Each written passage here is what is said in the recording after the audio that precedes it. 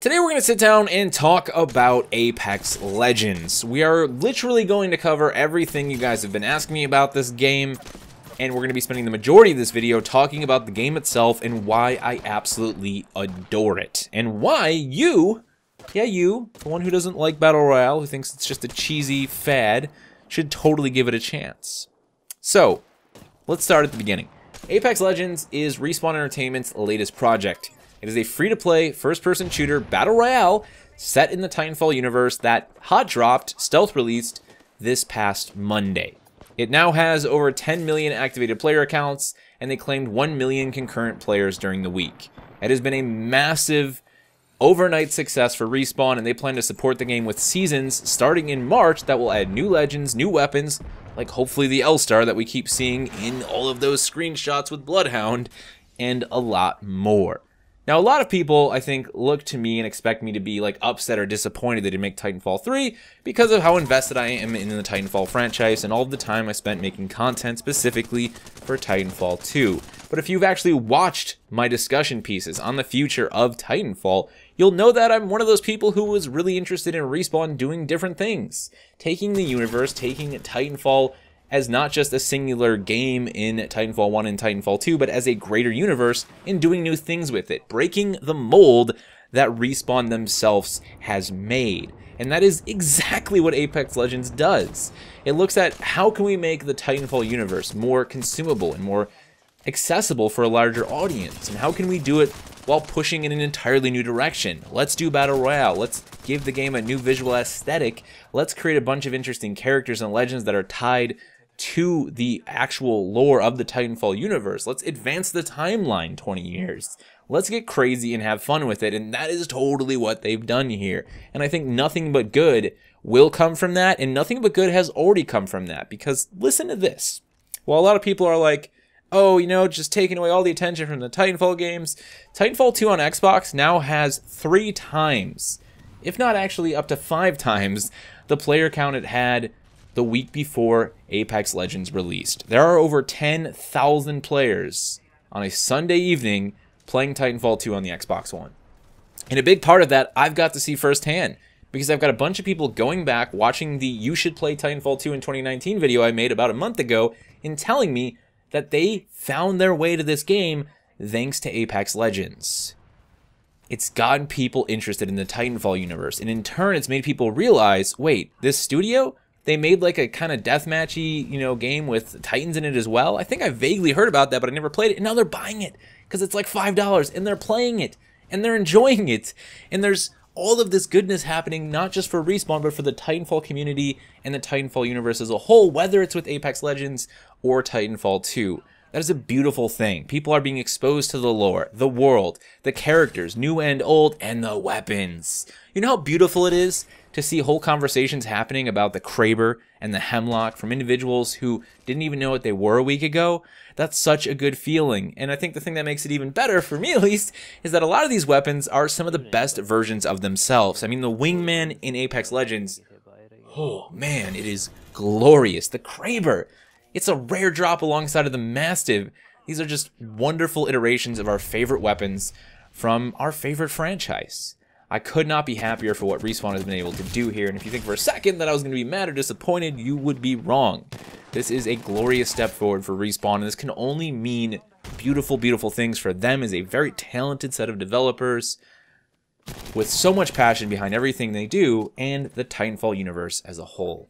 So, let's actually talk about Apex Legends, because yes, it's a battle royale, but I think it's important that you recognize that it is a really well-designed battle royale. It is also a very accessible battle royale that still offers a relatively steep learning curve and skill ceiling. It is totally Respawn's very own take on the BR that has been built up and made popular by games like PUBG. And they also managed to preserve some of that classic mobility-focused DNA from Titanfall 1 and 2, while simultaneously abandoning all the tools that they used to enable mobility in those 2 entries. Except for the slide, which is back and better than ever in Apex Legends. It's one of your primary mobility tools, and it is going to let you slip and slide down hills like a 5-year-old with a brand new sled on Christmas morning. I think the way that Respawn has managed to do this, managed to preserve that mobility-focused DNA, is by just crushing the design of Kings Canyon. They've really built a map here that encourages and then also rewards player mobility and movement thanks to things like the slide, but also plentiful zip lines, rappels, the rappel balloons, and constant terrain elevation change that is perfect for using that slide to get from one point to the next. It's also perfect for sliding down a hill and just totally cracking a guy in the face with the wingman, because why not? Again, all of these things encourage the player to move and to move fast, and I think it does so with some very simple and easy to understand mechanics. You know, it gives players an opportunity to go fast, to have fun in a way that everybody can understand, and as a whole, that then turns up the pace of the experience. It kind of cranks it to 11, and while you can be stationary and move slow, there's a lot of, again, reward and a lot of confidence instilled in players when they do decide to make those movements from one point to the next. And I think that's kind of a key word here that I'd like to speak more on. Confidence. That is a term that really well describes the Battle Royale experience that Respawn has crafted here. You see, this big map, this Kings Canyon map, to me feels a lot like one Titanfall map after another Titanfall map, after another Titanfall map, all weave together.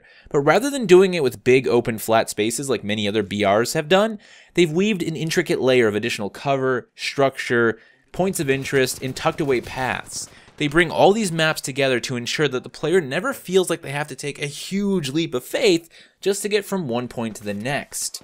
That confidence then further encourages their speed and their movement. When they go from one point to the next and they know that they're not just running out in an open field to die, they're encouraged to do so more often. And I think that's been a big thing with a lot of the new players I've played Apex Legends with, people who haven't played any Battle Royales whatsoever, is that I never see them having to face that struggle that I have to face when I'm playing a game like PUBG, even 1,000 hours later. You know, it's just a part of the design of those games, but it's not the case here in Apex Legends. Tackle on that verticality we talked about earlier, and it gives players new and old a great way to survey the land ahead, to gather intel. You don't really have to make a move in Apex with the same level of blindness that you do in other Battle Royales. I mean, don't get me wrong, you're always going to have some unknowns. That's the nature of a large-scale environment like BR, but being able to take the high ground or catch one of those balloons and really give yourself a way to maximize your knowledge of the map and any threats that lie ahead is an extreme confidence booster. It makes you feel like you always kind of have a general idea of what's going on. Combine that with Respawn's stunning directional audio, and there aren't many moments where you just feel like you have no idea what is going on where and where you should make a decision. It feels like every second something is in front of you that's going to help you decide where you want to go next. And that is one of my biggest issues with some of my favorite BRs like PUBG, like Blackout, is that a lot of the time we're all sitting in a house together. Well, where are we going to go next? You know, we're kind of just waiting for that gunshot. We're waiting for the circle to close. Those are still things that happen in Apex Legends, but that great audio direction and, again, that encouragement for movement through the zip lines and through the rappel and through characters like Pathfinder and through the balloons means that we're more ready to make a snap decision on where we want to go next rather than wait around and just see what's going to happen. There's still always a time for that, but again, confidence here. And in my mind, that is the biggest accessibility factor in Apex Legends, and it is the one that is attracting so many folks who are now making Apex their very first Battle Royale. The game is easy at the start because it instills confidence in the player. You still have to go through all of the barriers for entry that exist in a Battle Royale, but I've got friends, again, who wanted nothing to do with it, or who were maybe slightly interested in it, but were always turned off. They hopped into Apex. They died on their first game. They died on their fourth or fifth game. They didn't get any kills until their sixth, but they kept playing because things just kind of clicked. And on top of that, Respawn has baked in some of the best user interface design. You know, we could talk about the ping system for hours. There's entire articles talking about how Respawn built it. That smart comm ping system is so good, and it does so much for new players. It's just a beautiful thing. Let me just give you an example of why I love this ping system. So this is a clip playing with Rifty and Iniquity. And I'm going to go pop my zipline here as Pathfinder, as good old Marvin, right? I'm going to head on up and flank this team. We know what's going down, but we've already been in like an extended firefight here with multiple groups. I hop on that zipline, and before Rifty can even finish saying, "There's someone pushing me," he's already pinged that target. So before he even finishes theirs. I've already whipped around with my G7 on that zipline and absolutely helped him annihilate that guy. And then I moved on and took out the 2 guys who were standing behind the shield while getting rezzed by Lifeline. That ping system is such a beautiful thing that I've got groups of friends where we just call someone out every time they don't use it. You know, somebody tries to throw like a typical bearing, compass bearing at us. I've got guys at 225 and we're like, ping it! It just works so well. The things you can ping, the accuracy of the ping system, it's doing a lot for people who are playing alone. Not saying they still shouldn't add solos, but it's doing a lot for people who are playing alone. It's doing a lot for people who want to play off of the mic, and it's doing a lot for people who do play on the mic. There's nothing faster than directly telling someone where the target is. It is way faster than saying, they're over there behind that rock. What rock? The rock with the yellow thing on it. You know, it just works. It is killer. And that accessibility, that user friendliness of the Apex Legends experience, it's in everything you see. I mean, let me just point out some of the details. Let's look at the entire interface for the UI right here, right? Everything is super readable. You've got color coding for the ammo types for the different weapons. They've also simplified the ammo so you don't have to deal with different calibers. Heavy ammo, light ammo, energy ammo, shotgun ammo. You know, you just pick it up. It's color coded to the weapon. So if you got a flat line, it's going to be a green frame for heavy ammo, light green for energy if you're running something like the triple take, for example. Let's go ahead and take a look at our player portraits. Not only can I see when a teammate is using a healing item or using something like an ultimate accelerator, I can see when they're in a firefight. So maybe I'm hard of hearing. Maybe I got my headset off. Maybe they're so far away, I don't know that they're shooting. They're not communicating to me that they're shooting. I can see an actual flashing gunfire muzzle effect on their portrait. And the list of those things just goes on and on and on. The inventory auto-manages itself incredibly well. You can see a very big clear indicator to tell you if you have an ammo type that isn't in your inventory or a weapon attachment that doesn't work. Weapon attachments, they just swap completely seamlessly on their own. It is a really well-designed game. All of my nitpicks for this game come from things that they can just balance and change in the future. Just meta twist I'd like to see. But even when we start to talk about the Legends, this is a hero-focused battle royale. 3-player squads.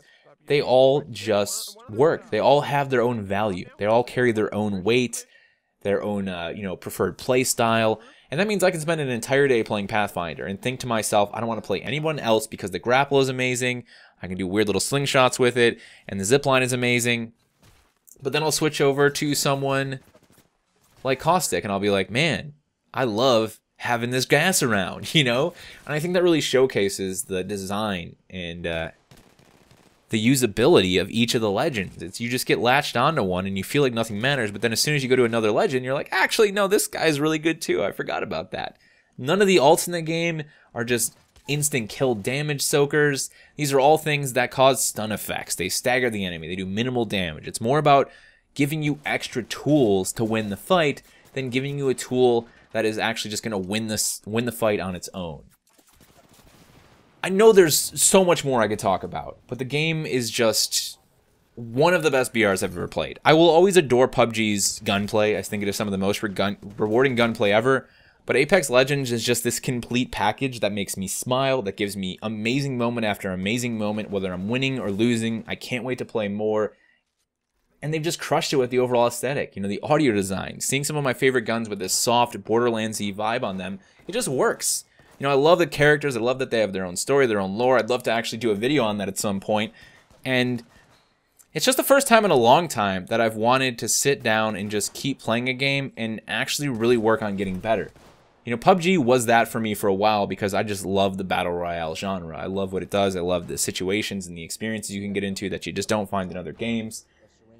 But this is the complete package. I want to get better at shooting with all of the weapons. I want to get better at sniping. I want to get better at mouse and keyboard. I want to get better when I'm playing on console, you know? And I want to have a good time with my friends. I want to play aggressive. I want to play a little bit more laid back. I want to try the different legends. It just is a game that sinks its teeth into you and refuses to let go. And that is my final piece for this discussion. Respawn has done an amazing job with this. I can't wait to see what direction they take it. It is free to play. If you've got an Xbox One, if you've got a PlayStation 4, if you've got a PC, download it, grab some friends, and give it a go. I mean, if you play first-person shooters, there's a lot that's familiar here. And if you sit there and you tell yourself, I don't like battle royales, and you've maybe only played one for an hour here or there, even if you played one for 50 hours and decided you don't like it, you should give Apex Legends a chance because it is different. The map design is different. The flow of combat is different. The experience that you have here is different, and I think it's better for it, and it is totally worth giving it a shot, especially if you are a Titanfall veteran. We still have Titanfall 2. We can still go back and play it. The player count's increasing, which is glorious. Give this game a shot. I think you might find something here that you really end up enjoying. And there you have it, ladies and gentlemen. That is my piece on Apex Legends.